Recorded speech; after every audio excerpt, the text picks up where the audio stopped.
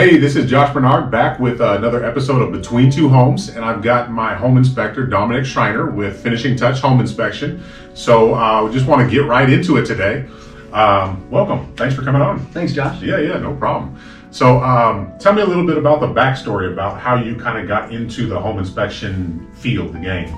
Well, actually, I owned another business prior to this one. I was in sales, and it was just wasn't my thing. And I had a buddy who was actually a home inspector, and he was very successful and very smart and very good at it. So he just was a friend of mine. So he wanted, he helped me out. He told me what I needed to know. Connect me to the right people, and just helped me learn what I needed to do. And I just started doing everything he told me to do, and pretty soon it worked.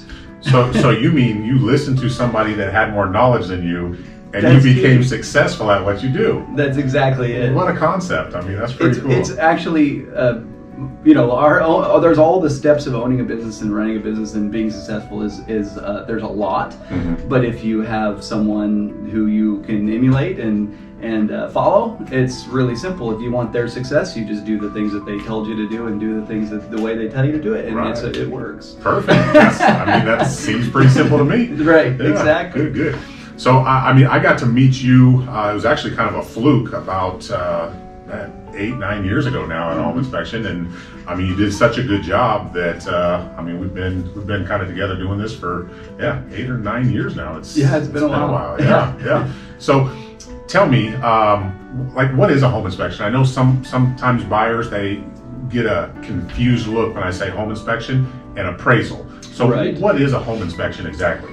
So the home inspection is an evaluation of the home, and there is a Washington state law that is a guideline that tells us everything we have to do, all the things we have to cover. So our home inspections, of course, they cover all the things that are in the standards of practice. However, we go above and beyond that. So basically, if we see something in the house that we want to know, if we were going to buy it, we're going to share that information with the clients, regardless of whether it's covered by the standards of practice or not. However, we do stay, we stay in our lane if we need to, if we have something that's outside of the scope of what we can tell you, we'll definitely recommend another professional. So the whole idea with the home inspection is that we just give the clients, the buyers, as much information as possible so that they know what to do next. Okay. And whether that's something that, just knowing, being prepared and plan out the repairs that they want to do themselves, or to, even having further inspections, like, having a sewer scope, or having a cost analysis for a roof or something like that. So there's a lot of different things that you learn, but generally it's just a quick overview of the whole home, and it kind of let you know if you need to do anything else before moving forward. Okay. And you work directly for the buyer, the purchaser of that home? That's correct, yeah. Okay. So even though I am, a lot of times we will set something up or we'll talk, I work directly for the buyer. So, my responsibility is to them, right. Not to you. Sure. So I've got to make sure that they get all the information and, in an accurate form that they understand, and so they can make their decision, because at the end of the day, it's our job is to help our buyers. Right, exactly.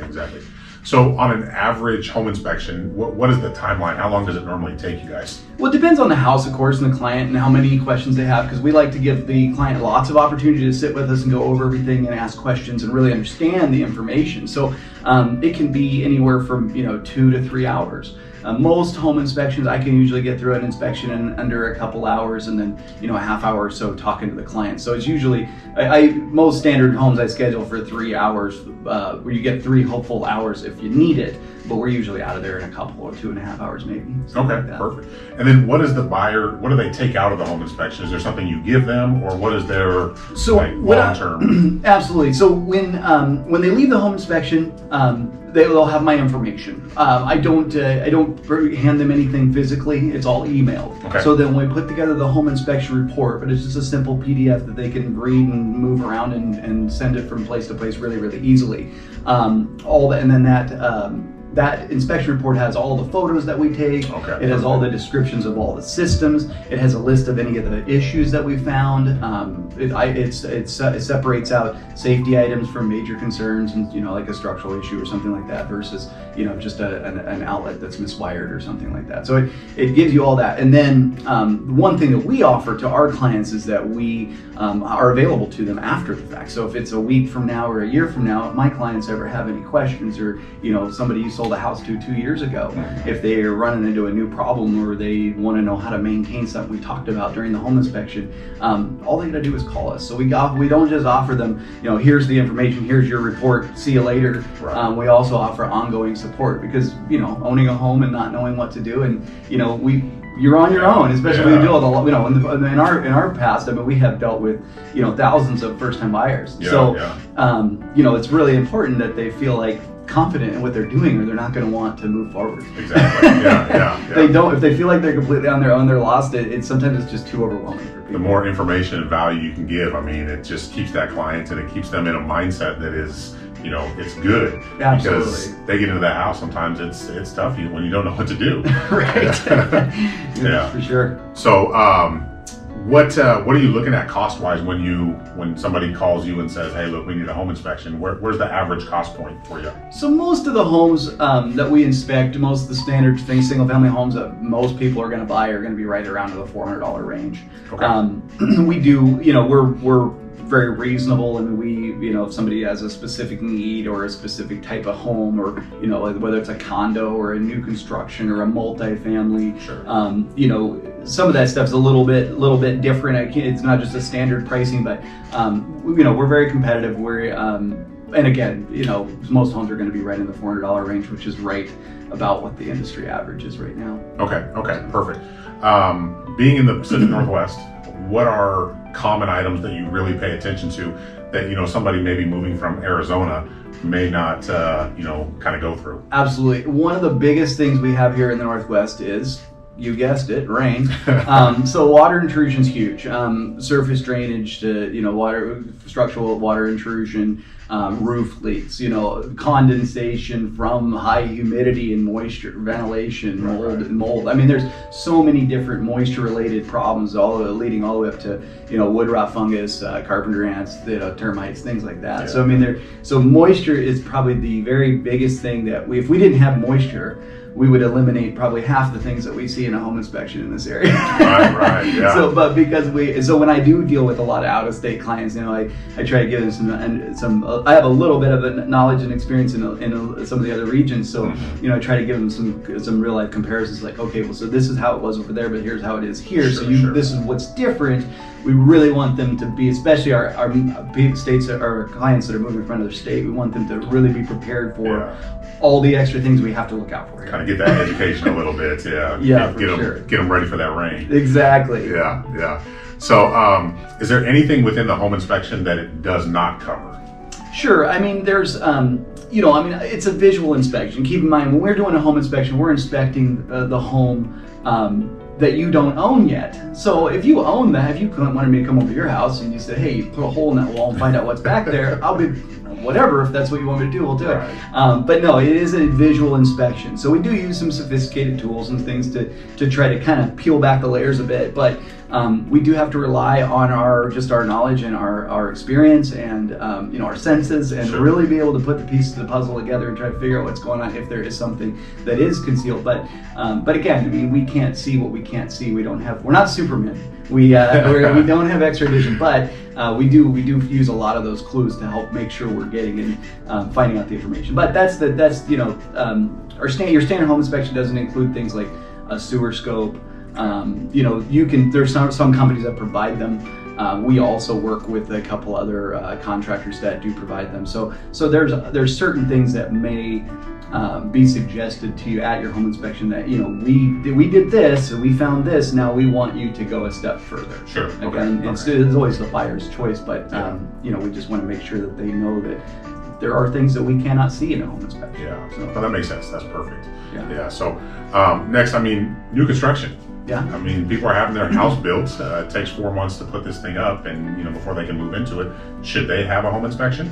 I think it's very, very good. It's a very, very good idea. Okay. Now, ideally, we're best case scenario. People are going to have a home inspection when they buy the house, brand new, and then prior to their warranty expiring. Okay. So we do offer home inspections before they purchase, and then before the warranty expiration. Okay. So we can do that, and if you do both, we give you a really heavy discount, because Sure. the second inspection is just a quick review. Now, if you don't want to have the home inspected right in the beginning, I understand that you just want to get moved in or whatever. Sometimes it's easier to handle some of the little repairs before you move in, though. Yeah. So sometimes having a contractor come over when they still own the house and do some quick cosmetic stuff is a lot better than having to schedule and having to let somebody in your home. Right. So it's in some terms we do find things like where something's incomplete, or I've found like plumbing drain lines that were just incomplete because they just missed it. Right.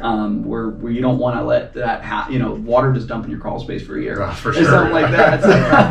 Yeah. So that's there's all kinds of good reasons to have a new construction inspection, and of course because you're also before your warranty expires, you want to make sure anything you might not have seen, you can check that out too. Yeah, most definitely. Okay, perfect. So I've got to ask this, craziest thing that you've seen on a home inspection. You've been doing this a while. What's one of the craziest things that you've come across? Well, we've seen so many different things over the year. I don't even keep track of them anymore. But I'll tell you, some of the things that we see that I would say not so crazy, but somewhat alarming. Okay.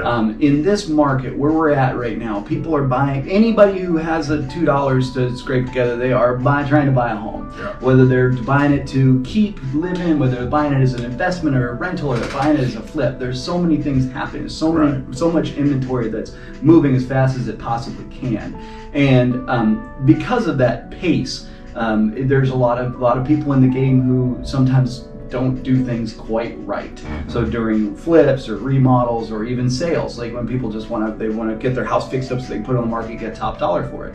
Sometimes corners get cut.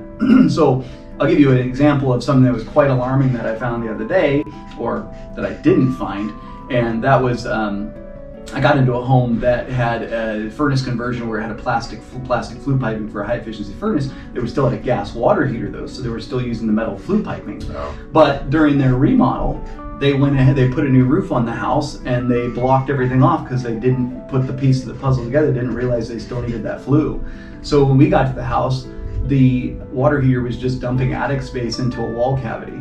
The water heater was just dumping exhaust gases into a wall cavity. Wonderful. And so that's a huge health and safety hazard. We're just trapping carbon monoxide in the house, and then also it's a potential fire hazard because we're putting all that heat and moisture into the wall. Right. So that could be if you didn't have someone who I just these are things they check. These are things I look for. I want to make sure each appliance is vented the exterior, and it's just something that could easily be overlooked. It was overlooked by the people who put the roof on the house and were doing the remodel. So that's probably those are the kind of things that we see that are. It's not that it's the craziest thing in the world, but it's just it's a bit alarming because you realize that you really got to be paying attention to what these guys are doing. Right.